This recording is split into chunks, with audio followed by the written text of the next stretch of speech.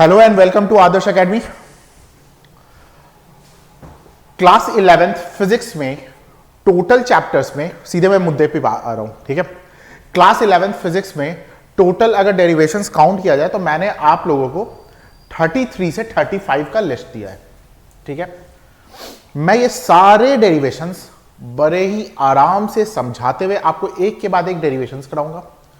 या आप प्लेलिस्ट में जाओगे, आपको एक के बाद एक सारे डेरिवेशंस मिल जाएंगे, ठीक है।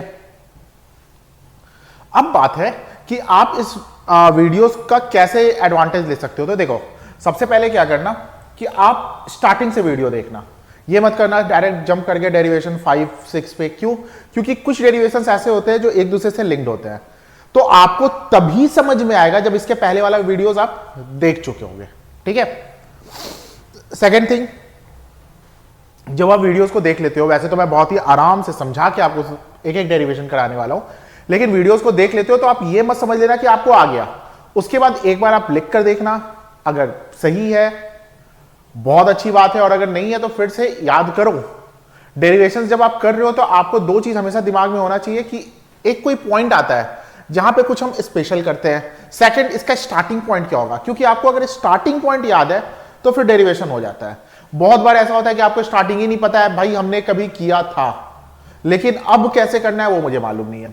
सेकेंड थिंग, जो आदर्श एकेडमी में पढ़ रहे हैं उनके वर्कशीट पे ये सारा कुछ कराया गया है, बट मैं यूट्यूब पे ये वीडियो सिर्फ उन बच्चों के लिए नहीं बना रहा हूं, मैं सारे बच्चों के लिए बता रहा हूं जो भी अभी क्लास 11th में है। सब के सब इससे फायदा उठा सकते हैं, इन डेरिवेशन से काफी कुछ वो मार्क्स ले सकते हैं। अगर ये 35 के 35 डेरिवेशन कर लेते हैं तो 30 मार्क्स तो कहीं नहीं गया, क्योंकि इससे डायरेक्ट इनडायरेक्ट क्वेश्चन जरूर पूछे जाते हैं, ठीक है। कुछ तो डायरेक्ट क्वेश्चन पूछ दिए जाएंगे और कुछ वो मैं डेरिवेशंस कराते टाइम आपको बताऊंगा, ठीक है। तो चलो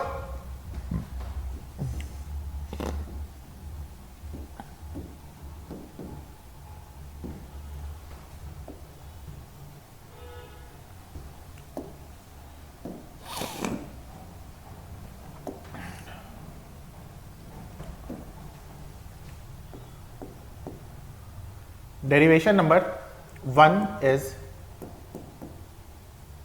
first equation of motion. First equation of motion को दो तरीके से किया जाता है, एक हो गया आपका ग्राफिकल मेथड और दूसरा क्या होता है कैलकुलस मेथड। मैं एक के बाद एक दोनों कराऊंगा, ठीक है, कहीं से कुछ भी बचना नहीं चाहिए। चलो जरा समझो।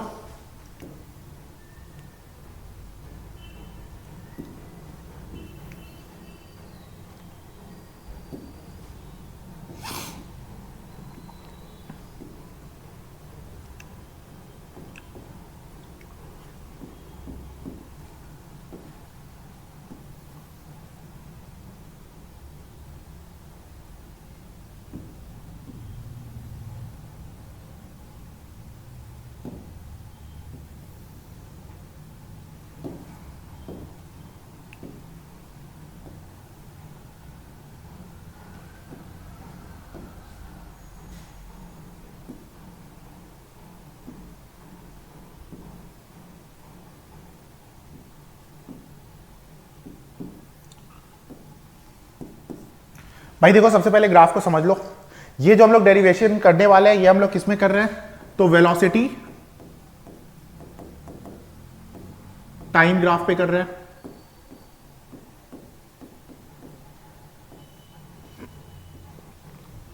ये हम लोग किस पे कर रहे हैं, velocity time graph. X axis जो हो गया आपका टाइम दिखा रहा है और वाई एक्सिस क्या दिखा रहा है, वेलोसिटी दिखा रहा है। एक व्हीकल है जो कि यहां से स्टार्ट हो रहा है डी पॉइंट से। क्यों मैं डी पॉइंट से स्टार्ट करा रहा हूं, ताकि मैं इनिशियल वेलोसिटी और फाइनल वेलोसिटी अलग अलग दिखाऊं, और वो फाइनल वेलोसिटी v तक जाता है, ठीक है। और ये करने में कितना टाइम लिया, टाइम t लिया। तो चलो यहां से सबसे पहले जो इस ग्राफ को देख के समझ में आता है वो हम लोग देख लेते हैं। OA जो होगा वो किसके इक्वल होगा, dB के, और वो कितने के इक्वल होगा, टाइम t के इक्वल होगा। सबसे पहली बात है। नंबर सेकंड अगर हम लोग आते हैं तो भाई OD जो होगा वो किसके इक्वल होगा, OB के इक्वल होगा। और वो क्या है, OD जो है वो किसके इक्वल होगा, AB के इक्वल होगा। और उसका वैल्यू कितने के इक्वल होगा भाई, इनिशियल वेलोसिटी यानी u।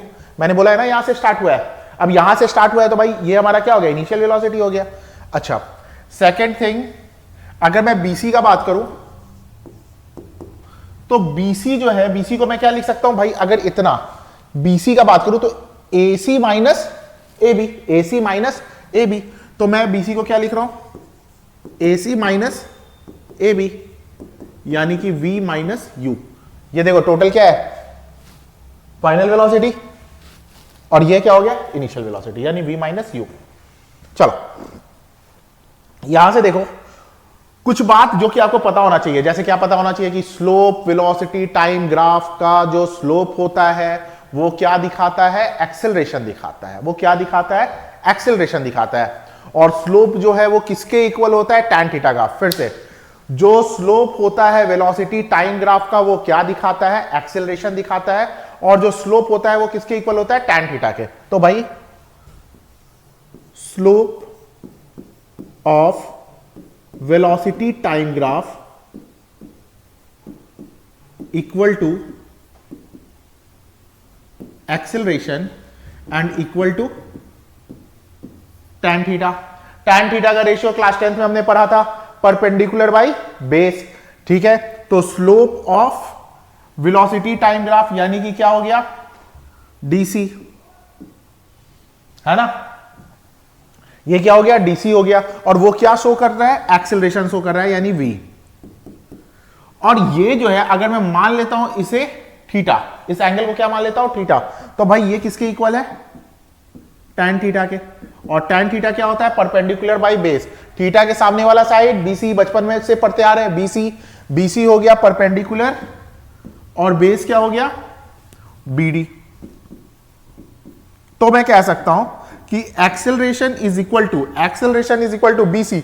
बीसी का वैल्यू क्या है भाई, हमारा बीसी का वैल्यू है v माइनस यू, और बीडी का वैल्यू क्या है, t। तो यहां से क्या हो जाएगा भाई, क्रॉस मल्टीप्लाई कर देना, ये वाला इसके साथ मल्टीप्लाई हो जाएगा, तो क्या हो जाएगा, AT is equal to V minus U. यानी कि अगर मैं इसको थोड़ा सा अरेंज करके लिख दूं तो क्या हो जाएगा, इस u को इधर लेके आएंगे तो u plus AT is equal to v, या फिर इसी को कह लो, इसको पहले लिख के, तो v is equal to U plus AT। ये हमारा क्या है, first equation of motion derive हो गया ग्राफिकली। चलो अब फटाफट कैसे करते हैं इसको, कैलकुलस मेथड से करते हैं। तो अब आगे बढ़ते हैं, उम्मीदें समझ गए होंगे, है ना, बहुत ही इजी है, मक्खन की तरह सॉल्व हो रहा है। अब आगे बढ़ते हैं कैलकुलस मेथड से।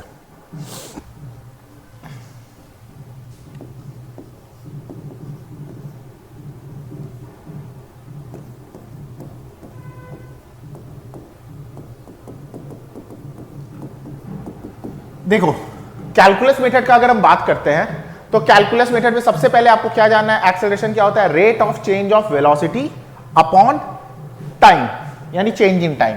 तो मैं एक्सेलरेशन इज इक्वल टू क्या लिख सकता हूं मैं, change of velocity upon change in time. Change in velocity को dv और चेंज इन टाइम को क्या लिख सकते हैं, dt। कुल मिलाकर बात यह है कि हमारा आ गया a is equal to dv upon dt, यानी कि a dot dt is equal to dv। अब कुछ करने को बचा है, इंटीग्रेटिंग ऑन बोथ साइड। ठीक है, क्या करना है, इंटीग्रेटिंग ऑन बोथ साइड। जो जो फॉर्मूला इंटीग्रेशन का लगता जाएगा वो भी मैं आपको बताता जाऊंगा। ठीक है, वैसे यहां पे तो बहुत ईजी है। ये क्या करेंगे हम लोग, इंटीग्रेटिंग ऑन बोथ साइड्स। अच्छा, इंटीग्रेटिंग ऑन बोथ साइड्स करते हैं तो क्या करेंगे भाई, a dot D T is equal to dv। ठीक है, a कांस्टेंट है, a को बाहर लेके आ जाओ, और ये क्या हो गया, dv sorry dt is equal to dv।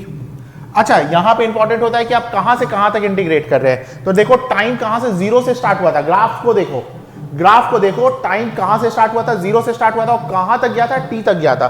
तो मैं लिख सकता हूं t से 0 तक। और ग्राफ अगर देखोगे तो वेलोसिटी मैंने u से, इनिशियल वेलोसिटी u से स्टार्ट किया था और कहां तक गया था, v तक गया था।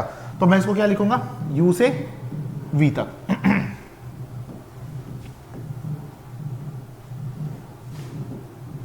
देखो next step a into D T का अगर हम लोग करेंगे इंटीग्रेट तो क्या आ जाएगा, टाइम t से 0 तक, और यहां पे करेंगे इसे तो ये क्या आ जाएगा, वेलोसिटी कहां से कहां तक, v से u तक।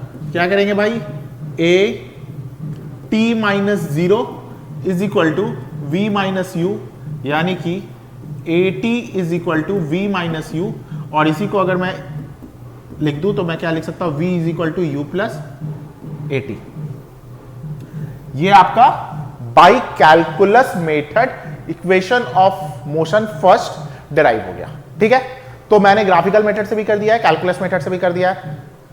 उम्मीद है समझ में आया होगा, और अगर तब भी ना समझ में आए तो कमेंट में मुझे बता देना कि क्या नहीं समझ में आया, उसके ऊपर भी वीडियो बना दूंगा। ठीक है, इसी तरीके से भी सारे डेरिवेशंस आएंगे, ये तो पहला वीडियो है। ठीक है, इस डेरिवेशंस के लिए इतना ही।